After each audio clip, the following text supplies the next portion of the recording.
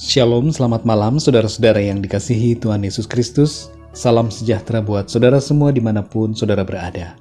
Damai sejahtera dan sukacita oleh Roh Kudus melimpah senantiasa dalam hati dan kehidupan saudara semua. Pada saat ini kita akan merenungkan tentang 7 makna kenaikan Tuhan Yesus ke surga. Sebelum kita merenungkan firman Tuhan, mari kita berdoa. Bapa di surga, terima kasih kami mengucap syukur untuk berkat dan perlindungan Tuhan, penyertaan Tuhan sepanjang hari ini, dari pagi hingga malam ini. Kami mengucap syukur oleh karena kasih-Mu, kemurahan-Mu yang begitu melimpah dalam hidup kami. Saat ini kami mau merenungkan firman-Mu ya Tuhan. Berikan kami tuntunan-Mu ya Roh Kudus.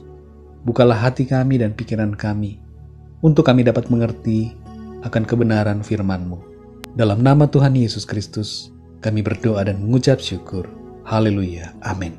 Saudara yang dikasihi Tuhan, hari ini kita merayakan dan memperingati hari kenaikan Tuhan Yesus ke surga. Kenaikannya ke surga adalah sebuah fakta, dan hal itu disaksikan oleh para murid beserta orang-orang lain yang bersama-sama dengan mereka.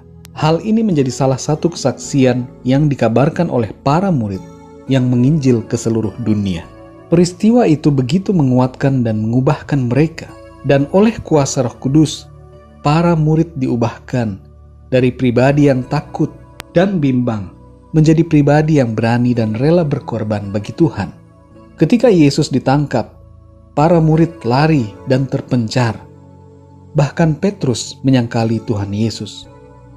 Akan tetapi, peristiwa kebangkitan, penampakan, dan kenaikan Tuhan Yesus serta kuasa Roh Kudus telah mengubahkan mereka menjadi pribadi-pribadi yang luar biasa, yang tidak takut dengan ancaman kematian sekalipun, oleh sebab mereka memberitakan kabar gembira, kabar sukacita dan kebenaran.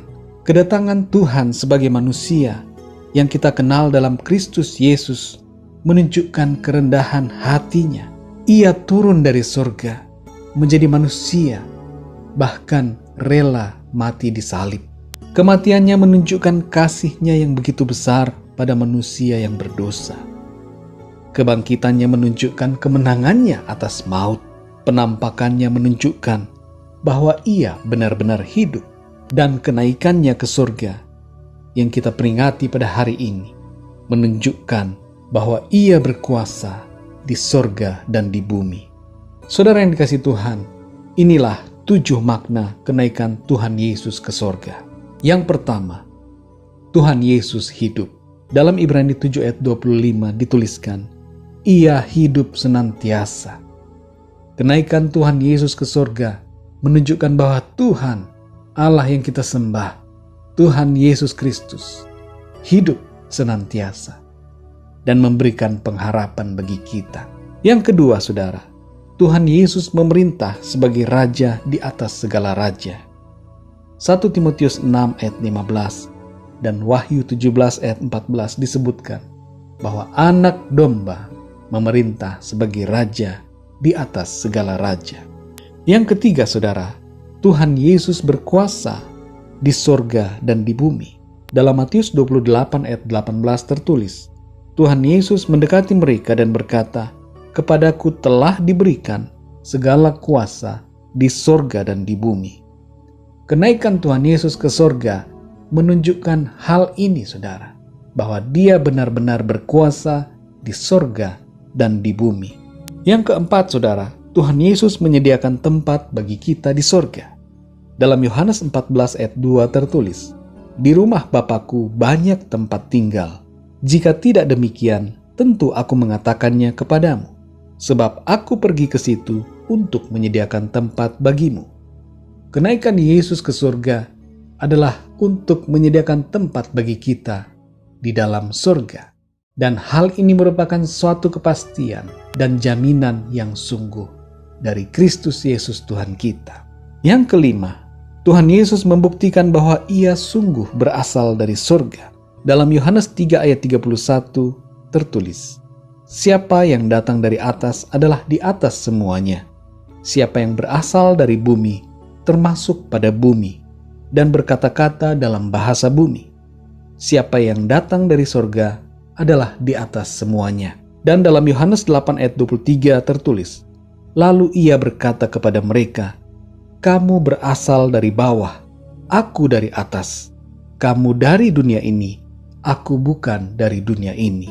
Tuhan Yesus berasal dari surga, dan ia kembali ke surga, membuktikan bahwa ia sungguh-sungguh berasal dari surga. Yang keenam, Tuhan Yesus membuktikan kesatuannya dengan Bapa di surga. Dalam Yohanes 10 ayat 30 Tuhan Yesus berkata, aku dan Bapa adalah satu. Kenaikan Tuhan Yesus ke surga menunjukkan kesatuannya. Sungguh-sungguh ia satu dengan Bapa. Dan yang ketujuh, saudara, makna kenaikan Yesus ke surga adalah bahwa Tuhan Yesus akan datang kembali menjemput kita yang percaya dan menghakimi semua orang. Dalam Kisah Para Rasul 9 ayat 11 tertulis, hai orang-orang Galilea, mengapakah kamu berdiri melihat ke langit? Yesus ini yang terangkat ke surga meninggalkan kamu akan datang kembali dengan cara yang sama seperti kamu melihat dia naik ke surga. Yesus akan datang kembali untuk menjemput saudara dan saya, untuk menjemput setiap orang yang percaya, dan untuk menghakimi dunia ini. Dia adalah hakim yang akan menghakimi semua umat manusia. Sebagai implikasi dari kenaikan Tuhan Yesus ke surga, maka kita sebagai orang-orang yang percaya, yang beriman kepadanya, kita memiliki jaminan dari surga atas hidup kita. Sebab Tuhan Yesus hidup dan berkuasa serta membela kita. Yang kedua, kita mempunyai imam besar di surga yang mewakili kita setiap saat dan menguduskan kita umatnya. Ibrani 7 ayat 24-27. Yang ketiga, kita yang percaya memperoleh jaminan masuk ke dalam surga. Yang keempat, kita tidak sendirian karena disertai oleh Tuhan yang hidup. Tuhan memberikan kepada kita Roh-Nya yang kudus. Roh Kudus diberikan kepada kita sebagaimana dijanjikan oleh Tuhan Yesus Kristus sebelum ia naik ke surga. Dia menyertai kita. Di dalam kita ada Roh Kudus, Roh Allah yang menyertai dan menguatkan kita. Yang kelima, kita selalu bersuka cita dan kuat oleh karena Tuhan Yesus Kristus. Ia adalah sukacita dan kekuatan kita. Saudara yang dikasihi Tuhan, kenaikan Yesus ke surga memberikan kepada kita pengharapan yang pasti bahwa ia menjamin kehidupan kita. Ia menyertai kita. Ia tidak pernah meninggalkan saudara dan saya. Matanya selalu memandang kepada kita. Dia menopang hidup kita, saudara. Sebab dia Tuhan Allah yang hidup dan berkuasa. Ia tidak pernah membiarkan saudara dan saya. Dia selalu ada bersama kita karena Roh Kudus-Nya telah ia berikan kepada kita. Biarlah renungan pada saat ini memberikan kekuatan buat saudara semua, dan Roh Kudus akan senantiasa menuntun kita untuk memahami kebenaran firman Tuhan. Puji Tuhan, saudara. Mari kita berdoa. Terima kasih Bapa, kami mengucap syukur kepadamu karena kebenaran firman-Mu yang menguatkan kami. Kami memiliki imam besar, imam yang jauh melebihi imam-imam yang ada di dunia ini. Engkaulah Tuhan Yesus, imam besar kami yang ada di surga, yang senantiasa membela dan menguduskan kami.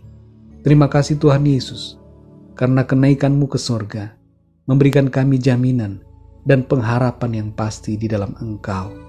Engkau menjamin hidup kami di dunia ini, dan Engkau menjamin hidup kami di dalam kerajaan surga. Terima kasih Bapa. Berkati kami semua sepanjang malam hari ini. Berkat dan perlindungan-Mu atas kami semua. Dan sertai kehidupan kami di hari esok dan hari-hari yang selanjutnya. Terima kasih Bapa. Terpujilah nama-Mu. Dalam nama Tuhan Yesus kami berdoa dan mengucap syukur. Haleluya. Amin. Puji Tuhan, saudara yang dikasihi Tuhan. Tuhan Yesus memberkati saudara semua. Selamat malam dan sampai jumpa dalam renungan yang berikutnya. Haleluya.